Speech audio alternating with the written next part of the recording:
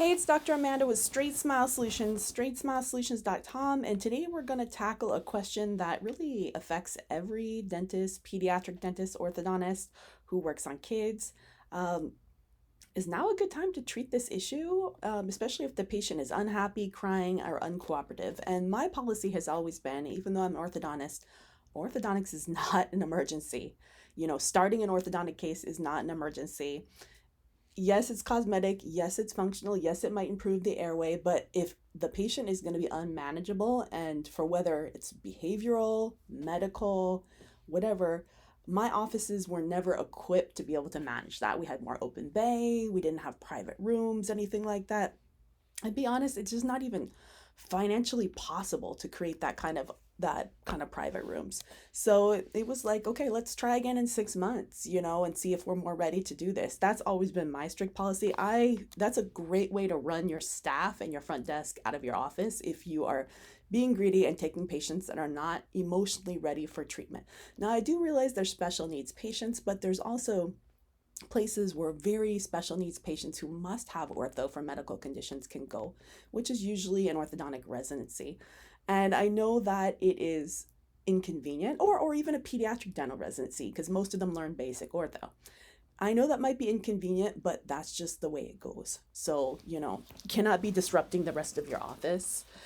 So, part of it often is that you guys are starting the cases a little young. There's nothing wrong with doing phase one, but there's a big difference, especially in a boy, between a 7-year-old boy and a 9-year-old boy. And usually in boys, you don't have a growth spurt that's early. So it's not as critical to start early. Just because mom wants to start and you see an opportunity to start doesn't mean it's the right time to start for the patient. It's hard to sit there for a long time. And no, it's not always fun to have people work on your teeth, but these patients are probably going to be fine. Yes, maybe it'll complicate it a little bit, but ultimately you as the dentist gets to make the choice. I've always taken the policy that I loop my front, and if I'm not sure if this is something we can manage, I'm going to loop my team in. Sometimes if it's a borderline case, I'm going to tell the parents straight up, I will start this case, but I'm going to need extra time. So that means all your appointments are going to have to be in our less busy hour, which is going to be 9:30, 10, 10:30, 11, on weekdays. No Saturdays, no afternoons, no first appointments, and that generally works pretty well because then we're not busy. There's not a lot of people around. We can take obviously, if they're screaming and crying and combative, no.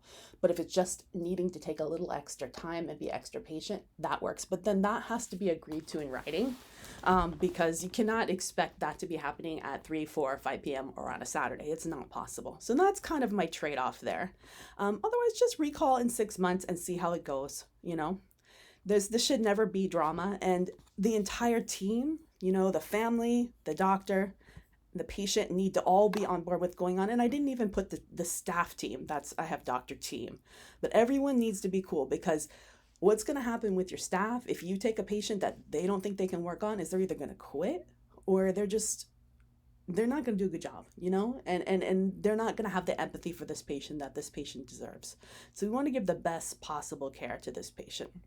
And also, the other thing you have to keep in mind is a lot of times there are options that are removable that have a lot fewer and a lot shorter appointments. A lot of times these parents don't want that because they're worried about compliance. But if they're worried about compliance, now this is a home care issue. This is a parental issue. This is not my problem.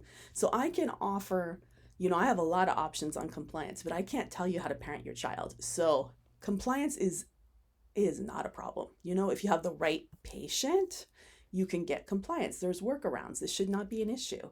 So sometimes for these type of patients, I'll say, yeah, I'll treat you, but I'm only going to treat you with this system, not braces, nothing fixed. It's going to have to be removable. And then you guys as the parents are going to have, that way my appointments are easier, lighter, simpler, and there's fewer of them. And I can manage it better. There's no major discomfort. There's nothing like that. So it comes down to, can the parents manage this? If the parents are not willing to manage their own kids, pretty much any spectrum kid, any special needs kids, I've had way better success, sensory kids with removables than with fixed. It's just a matter of you parenting the child, coming up with an accountability loop at home. That's not my job. I can put them on a virtual accountability loop, but you got to make sure they do it, to make sure this is going to work. And worst comes to worst, you want to make sure they're also signing an ortho contract that clearly goes over what services are rendered and when. And I do have samples. For anyone who is a VIP or concierge member, I give you access to all my paperwork for free. And it goes over, there's a certain value, and I have a video on that. So, if you can't find it, you can email me, info@straightsmilesolutions.com, or message me at straightsmilesolutions.com and I'll send it to you. But there's a value for the diagnostics, there's a value for the treatment plan, there's a value for the scan appointment, there's a value for the delivery appointment. Each additional month or each additional activity appointment has a value, and it's all broken up. So if at any point they are either non-compliant or they choose to discontinue along that way, then we bill for services rendered and we refund what wasn't done, the additional appointments and the retention and the final records. So they're going to get a partial refund if they paid in full, and they can go someplace else or they can save it for later. But you want to make sure you also have that worked out in advance so that there's no upset issues if and when anyone decides they can pull the trigger. And I also make it crystal clear that the doctor has the right to pull the trigger as in pull the ripcord, say we're done, this is not working. So at any time, either the parent or the doctor can say this is not working and the services are terminated. We are billed for services rendered. They need to know exactly what they need to pay for. So a lot of times, some parents are not going to be interested in that, and then so be it. They can go someplace else as far as I'm concerned. All right, thanks so much.